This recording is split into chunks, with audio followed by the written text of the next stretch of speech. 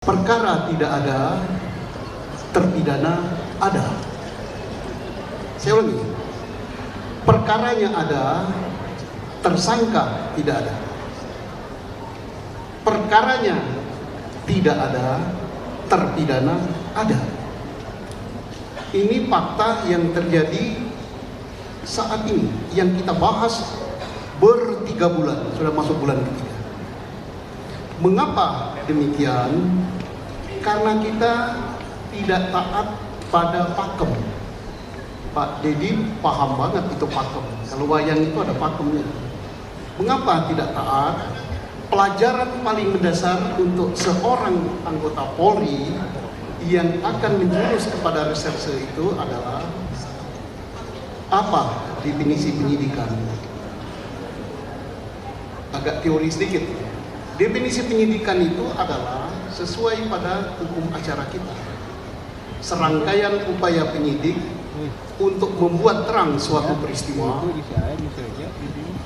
pidana apa bukan tentunya, dengan mengumpulkan alat bukti sehingga mengetahui pidana, kemudian menentukan siapa pelakunya. Nah, pakem ini dilanggar. Bagaimana dilanggar? Bukan kata saya loh. Terbukti pada pra-peradilan kemarin. Tangkap dulu orangnya, alat bukti dicari.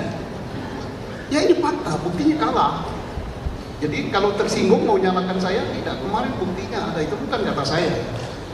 Ya faktanya. Kemudian yang kedua, kita melanggar pakem juga untuk yang paling mendasar dalam sekolah Polri bagian reserse. Mudah-mudahan ada polisi yang di sini, mudah-mudahan ada yang saya ngomong gini, bukan saya benci sama Polri, tidak mungkin. Dibunuh pun saya mau demi Polri yang telah membesarkan. Tapi cara mencintai Polri adalah dengan memberitahu kekeliruan, kemudian memberi jalan ini yang benar. Bukan dengan membabi buta, tidak ditunjuk jadi pembela Polri pun bela Polri. Ada di Konoha. Di Indonesia enggak, ditunjuknya kapan apapun membela, tapi belanya babi buta dengan cara besar-besaran suara. Wah, ini kan mudah-mudahan pengacara ini enggak ada. Jadi teori mendasar apa? Triangle evidence, tempat mencari alat bukti. Di mana itu? Di segitiga itu. Di situ ada korban, di situ ada saksi, di situ ada barang bukti. Oke, saya kembali ke laptop. Untuk kasus ini. Kasus ini, laporan polisi pertama di Polres Sumber. Sebutannya Sumber, tapi nama resminya Polres Bogor Kabupaten. Cirebon Kabupaten.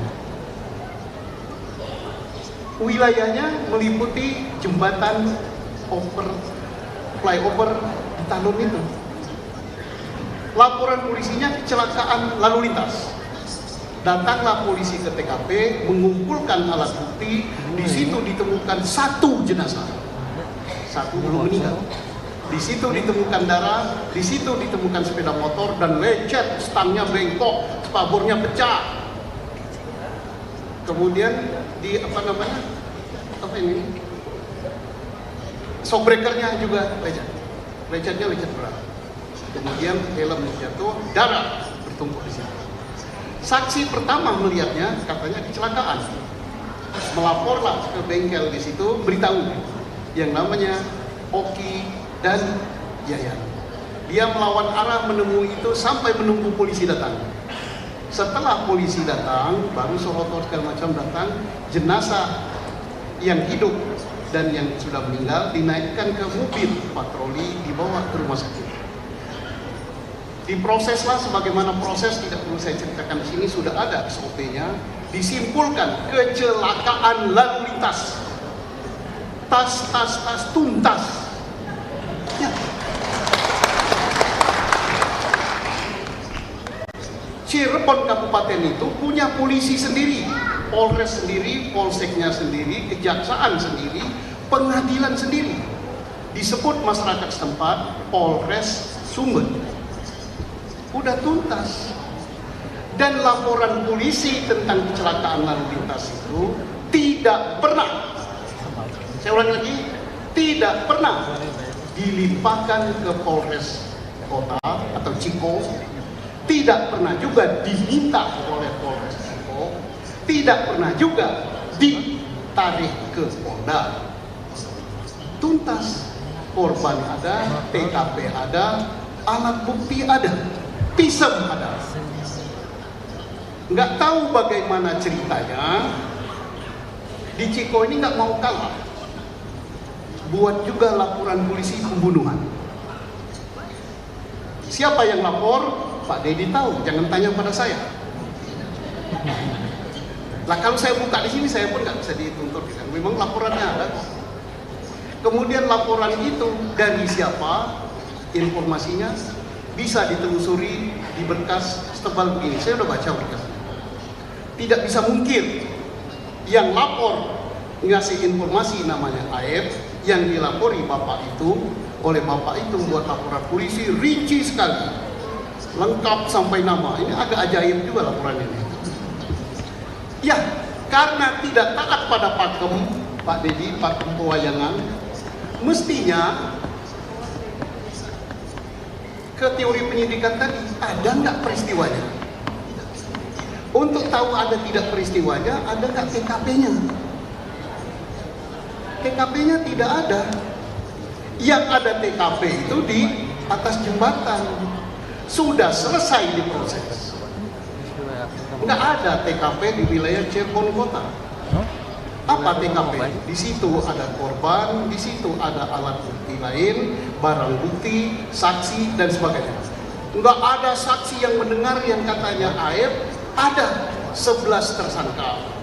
Kalau tersangkanya 11 ditambah korban 2, berapa ini? 13. Kata Aep sepeda motornya 4. Coba bagi, sepeda motor 4 dibagi 13. Berarti satu sepeda motor ada yang 4 orang. Ya. Masyarakat di situ tidak dengar bunyi sepeda motor yang kejar-kejaran. Di situ hujan dan di situ tanah, tidak ditemukan bekas sepeda motor. Tidak ditemukan juga darah. Demikian juga kondisi ini terjadi di SMP 11. Yang dilihat oleh Aep jaraknya berapa, Pak? Nah, beliau mengukur 150 meter, gelap, hujan juga. Dia bisa melihat orang yang tidak dikenal namanya, tapi tahu wajahnya. Ya, itu ada security aja. Kemudian dia tahu warna sepeda motornya. Boro-boro warna sepeda motor, warna bajunya sendiri dia nggak tahu karena gelap. Tapi sepeda motor jarak 150 meter dia tahu. Tahu pula jenisnya. Warna motornya tahu. Bisakah dipercaya ini? Nah, TKP-nya tidak ada. Kemudian oke, taruhlah TKP-nya kita anggap ada. Taruhlah, kita ini baik hati. Kan dalam pelajaran hukum itu apa? Kalau pidana, locus delicti dan tempus delicti. Locus delicti-nya kita baik hati, kita anggap ada. Tapi alat bukti untuk mengatakan peristiwa itu ada apa? Saksi tidak ada. Kenapa saya berani mengatakan tidak ada? Adalah sekitar 10 saksi, termasuk Dede ini. Termasuk. Tapi di antara sekian saksi itu, Dede sudah mencabut, kemudian Liga Akbar mencabut, kemudian Aep tidak tahu rimbanya, dan lain-lain. Jadi kalau 10 atau 15 saksi, satu orang atau 2 orang sudah menyatakan berbeda pendapat, maka kesaksian itu lemah. Tidak ada itu. Kalau mau ada, harus didukung alat bukti lain untuk menguatkan saksi. Oke lah, kita di ruangan ini. Berapa ini? 5.000. Kita katakan warna ini apa? Merah misalnya. Nah, tapi kita katakan putih atau hijau. Sampai di luar kita katakan hijau semua. 5.000 mengatakan hijau. Benar? Bohong kan? Berarti, nah, tidak hijau kok. Tidak usah dipikir, tidak hijau kok. berarti kita berbohong berjamaah. Kebohongan itu akan terbantah manakala kita punya alat bukti, khususnya alat bukti saintifik. Ada rekaman video, ada rekaman handphone bahwa ini warnanya merah campur putih dan lain-lain. Jadi jangan percaya dengan sejumlah saksi. Ya, berarti saksi sudah begini untuk mengatakan ada peristiwa pembunuhan di Ciko. Saksi sudah nggak ada. Kemudian alat bukti lain katanya visum. Visum tidak sama sekali mengatakan itu akibat pembunuhan, akibat trauma benda tumpul. Nanti beliau pakarnya bisa menyerahkan. Kemudian apa lagi? Keterangan daripada terdakwa sudah dicabut, bahkan di depan persidangan dicabut. Jadi apa lagi alat buktinya? Alat bukti saintifik ya nggak ada, CCTV nggak ada. Nanti Pak Rizal, Profesor Rizal menjelaskan lagi, dari HP juga nggak ada, darah nggak ada, kemudian visum sperma nggak ada. Ya kalau gitu, adakah peristiwa pembunuhan di kota Cirebon? Lah kalau tidak ada peristiwa berarti kita mengadili hantu. Ya kita bolak-balik unta hantu aja, yang nggak akan selesai. Tinggal cepat mana kiamat sama selesai perkara ini. Ya. Banyak pikiran beredar meracuni masyarakat Indonesia, termasuk meracuni orang pintar. Menurut saya percaya itu, saya duga itu pembunuhan. Apakah hukum di Indonesia, pelajaran hukum pidana itu adalah menurut saya dan saya duga? Bukan kan? Alat bukti yang kita pakai. Alat bukti satu sama lain harus bersesuaian. Bisa saja jumlah alat bukti itu kalau berapa di pasal 1845 taruhlah ketemu 9, yang akan dibuat pun sudah ketemu itu. Tapi tidak saling bersesuaian, maka itu tidak ada nilai. Oke, kembali kepada PK, mudah-mudahan Pak Hakim di Kayangan sana mendengar yang kami utus. Jangan kita terlalu numpang-numpim-numpum aja. Beliau sudah katakan, saya tepuk tangan pada PK. Apa tadi kata beliau? Hukum tertinggi itu apa? Keselamatan manusia. Ya, kalau 8 orang yang tidak bersalah masih di dalam penjara, itulah keselamatan manusia untuk mendapatkan keadilan. Itu hukum tertinggi. Peristiwa tahun 74 belum ada UHAM, masih zaman HIN. Ketua Mahkamah Agung pada waktu itu tahun 80-an Profesor Dr. Omar Senoaji. Beliau tidak ngumang numpang-numpim-numpung, tidak nanya pasal berapa di HIR, sengkon dan kata keluarkan. Masa tahun 2024 masih numpang-numpim-numpum? Tidak ada numpungnya itu bukan numpung. Alah, masuklah ke penjara itu 3 hari. Loh, aku tidak pernah masuk di penjara, bisa ngomong gitu. Saya pernah. Saya 3 kali ditangkap. Di Bandung ini pernah ditangkap juga. Masih jabat, belum pensiun. Di bandara aku ditangkap, tapi itu masa lalu, tidak usah diangkat. Kalau diangkat nanti menambah kehebohan. Sesatkah peradilan pada saya tidak bilang. Gak usah lagi itu kan. Termasuk siapa yang bisa buktikan pada masalah saya, nggak perlu saya kasih hadiah, janganlah.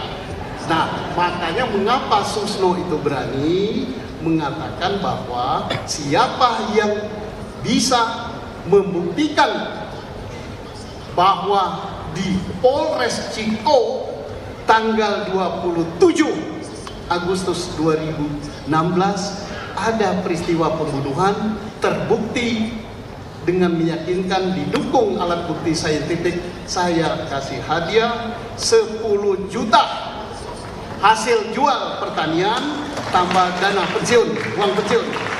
Kalau misalnya Pak Saya minta hasil pertaniannya, saya kasih cabai, terong, tomat, plus duit. Halal. Karena saya yakin nggak akan terbukti. Gimana mau terbukti orang peristiwanya saja nggak ono. Tak ayak peristiwanya, konaon atau mah. Kang. Tak ayak peristiwana, yang buktikan saha tersangkana ya tak ayak.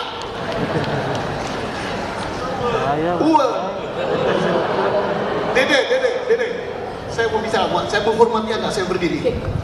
Kita kasih mic ya ke Dede ya. Dede. Oke, dari teman panitia. Dede, disumpah nggak waktu jadi saksi? Datang ke pengadilan nggak? Tidak disumpah. Televisi Indonesia, se-Indonesia. Sebentar, Jenderal, supaya suaranya juga bisa terdengar buat Bapak Ibu dan teman-teman saudara-saudara kita yang mencari keadilan di luar sana. Dede, jawab Dede. Oke, pakai mic saya aja, pakai mic saya aja. Dede, waktu jadi saksi, Anda datang ke pengadilan? Tidak, Pak. Tidak datang ke pengadilan. Sekali lagi, datang ke pengadilan? Tidak. Tidak. Dua kali. Datang ke pengadilan? Tidak. Anda disumpah? Tidak. Anda disumpah? Tidak. Jangan takut Anda mengatakan bahwa Anda berbalik keterangan itu bohong dan sebagainya. Tidak bisa dihukum karena unsur kesaksian palsu itu harus diberikan di depan pengadilan di bawah sumpah.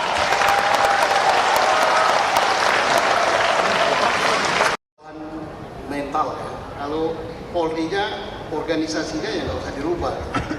Harus. Dan itu perubahan sikap dan mental itu harus setiap saat. Bukan hanya kalau ada salah tangkap, kalau kalah pra-peradilan, bukan. Karena ilmu, pengetahuan, dan hukum itu berkembang. Kalau tidak mau berkembang, nanti pasalnya, pasal pokoknya. Pokoknya kamu bersalah, tangkap, baru carikan alat bukti. Bukankah dari zaman dulu, pencurian itu di kampung-kampung dengan cara menggangsir. Kemudian setelah ada pencurian, polisinya bawa kelompok kelobot, pergi ke dukun untuk menanyakan kemana larinya pelaku. Dijawab ngalor, menggok kiwo, munggah gunung, nyebrang kalen. Kira-kira dia ke utara, turun lembah, naik lembah, nyebrang sungai. Tandanya gimana? Orangnya gini-gini. Dulu. Sekarang zaman sudah berubah. Siapa yang tidak mau berubah sesuai dengan apa yang disampaikan oleh orang ini, maka akan kelindes. Termasuk aparat Polri, bukan Polri aja ya, jaksa, hakim, pengacara. Kita harus berubah. Dunia sudah berubah. Bangun. Kalau tidak berubah, maka akan dilindes oleh zaman. Dan perubahan itu dari mana yang terbaik? Dari dalam. Bukankah Uni Soviet bisa berubah karena Gorbachev? Bukankah China bisa berubah, bisa rontok dan menjadi China modern seperti sekarang karena Deng Xiaoping? Bukankah nantinya pengadilan akan berubah karena orang-orang yang mengawaki pengadilan kita, demikian kejaksaan, demikian kepolisian. Nah, jadi ini serentak harus berubah dan perubahan dari dalam. Saya ini sudah pensiun, masih juga suka diusili. Saya ini diusili, jangan dikira nggak diusili. Dibilang saya nggak cinta polisi. Loh, kecintaan saya luar biasa. Saya ingin agar polisi itu tahu apa kata orang di luar apa, obatnya apa, mengapa terjadi begitu. Baik. Jadi harus berubah itu harus. Baik. Apa deh? Sanksi. Ya sanksinya Misalkan kode, pemerintah atau sanksi kode etik. sanksinya kode etik. Ya. Tapi tolong juga ya untuk teman atau adik-adik yang masih mau ikut polisi, banyak yang tidak yakin dengan sanksi kode etik ini. Suara luar, bukan suara saya. Karena apa? Seperti kemarin dikatakan resmi bahwa siapa namanya? Ibtu Rudiana dinyatakan sudah benar tidak bersalah. Itu dari Humas Polri ya kalau nggak salah. Dan itu beredar di medsos. Nah, silakan dirasakan apa memang benar tidak bersalah. Sehingga Pak Profesor Riza minta maaf kepada Pak Rudiana. Mohon dimaafkan karena selama ini telah buruk sangka. Ternyata Bapak tidak bersalah. Dan maafnya kemarin saya lihat pakai begini gitu. Ini beliau ini bisa bahasa makan Jawa Barat itu nyungkun. Tahu nyungkun? Nyungkun itu adalah bahasa hiperbolis dengan satir. Terima kasih. Oke, baik, terima kasih Pak Susno. Tidak terasa waktu kita diskusi sudah beberapa jam ternyata. Saya yakin setelah kita dari sini diskursus mengenai kasus ini juga masih terus berkembang sampai kemudian kita mendapat kepastian hukum melalui upaya hukum yang akan dilakukan melalui peninjauan kembali. Pasca peninjauan kembali pun saya yakin masih ada pihak yang mungkin merasa atau menilai rasa keadilannya belum terpenuhi. Tapi setidak-tidaknya kita berikhtiar untuk mencari keadilan bersama-sama. Saya mau mulai dari Bu Rahel, karena Bu Rahel bagian terakhir tadi mungkin bisa menyampaikan dari momentum kasus ini dan beberapa kasus hukum lain. Download Tribun X sekarang, menghadirkan lokal menjadi Indonesia.